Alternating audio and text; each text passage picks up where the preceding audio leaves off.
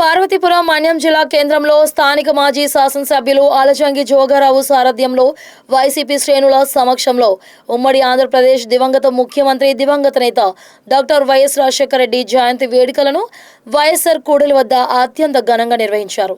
ఈ సందర్భంగా వైఎస్ఆర్ విగ్రహానికి కాంగ్రెస్ మాజీ ఎమ్మెల్యే నాయకులు క్షీరాభిషేకం, పూలమాలలు వేసి ఘన నివాళులు అర్పించారు. అనంతరం ఆయన పార్టీ శ్రేణులతో కలిసి పేదలకు పళ్ళు, స్వీట్లు పంపిణీ చేశారు. అలానే పేదలకు అన్నదానం కార్యక్రమం నిర్వహించారు. ఈ సందర్భంగా మాజీ ఎమ్మెల్యే జోగారావు మాట్లాడుతూ వైఎస్ రాజశేఖర రెడ్డి ప్రవేశపెట్టిన ఉచిత విద్యుత్, ఆరోగ్యశ్రీ, ఫీజు రియంబర్స్మెంట్, ఇందిరమ్మ ఇల్లు వంటి పథకాలు ప్రజల హృదయాల్లో ఆయనను శాశ్వతంగా నిలిపాయి.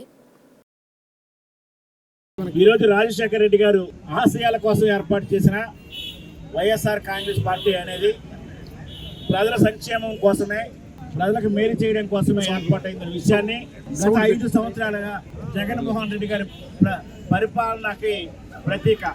ఏదైతే రాజశేఖర రెడ్డి గారు ఆలోచన విధానం ఉందో, ఏదైతే రాజశేఖర రెడ్డి గారి ఆశయాలు ఉన్నాయో, ఏదైతే బడుగు బలహీన వర్గాలకి, నిమ్న జాతులకి, అట్టడిక వర్గాల వారికి రాజశేఖర రెడ్డి గారు కంటికి రెప్పలా కాపాడుకోవాలని ఆలోచన చేశారు.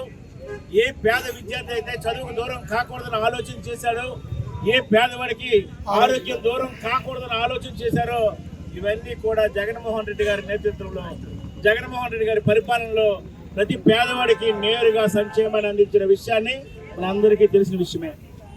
ఈరోజు రాజశేఖర రెడ్డి గారు ఆయన చనిపోయిన ప్రతి ప్రజల యొక్క గుండెల్లో ఆయన చిరస్థాయిగా ఉన్నారని చెప్పడానికి అతిశయోక్తి లేదు.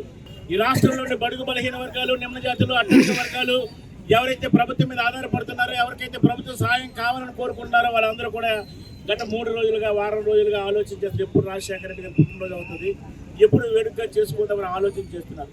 మరి ముఖ్యంగా ఇది వర్షాకాల సీజన్ వచ్చింది. ఈ సీజన్లో రైతుకి ఈ ప్రభుత్వంలో అయితే రెండు నెలలు అవుతుంది సీజన్ వచ్చి, విత్తనాలు ఇచ్చిన దాఖలాలు లేవు. మరి ముఖ్యంగా ఎరువులకి ఎక్కడున్నాయో తెలియదు. మరి ముఖ్యంగా రైతు ఎలా ఉన్నాడో కూడా తెలియని ప్రభుత్వం ఈ ప్రభుత్వం. అదే రాజశేఖర రెడ్డి గారి ప్రభుత్వంలోనైతే, అదే జగన్మోహన్ రెడ్డి గారి ప్రభుత్వంలోనైతే సీడ్ టు సేల్, అంటే ఎప్పుడైతే విత్తనం వేశాడో అమ్మినంత వరకు కూడా ప్రభుత్వం అందే బాధ్యత చెప్పి ప్రతి పేదవాడికి మే నెల 17వ తేదీకి అయ్యేసరికి ఏమో రైతు భరోసా ఇచ్చాడు. విత్తనాల సచివాలయంలో పెట్టించారు, రైతు భరోసా కేంద్రంలో పెట్టించారు, ఎరువులు రైతు భరోసా కేంద్రం పెట్టి ఏ రైతు కూడా నాకు ఎరువు కావాలని రోడ్డు ఎక్కే పరిస్థితి లేకుండా చేశారు.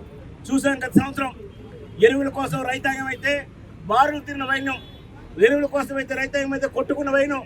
ఈరోజు ఈ కూటమి ప్రభుత్వంలో అరాచకం.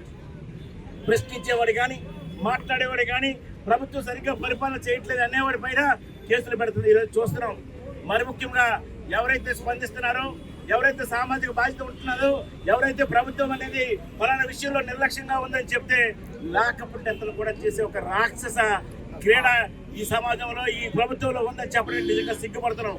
ప్రజాస్వామ్యాన్ని అపహాస్యం చేయడమే కాకుండా, ప్రజాస్వామ్యాన్ని నేలమట్టం చేయడమే కాకుండా, ప్రజాస్వామ్యాన్ని పూర్తిగా దిగజాడు రాజకీయానికి ఈరోజు కారణమైంది ఈ కూటమి ప్రభుత్వం.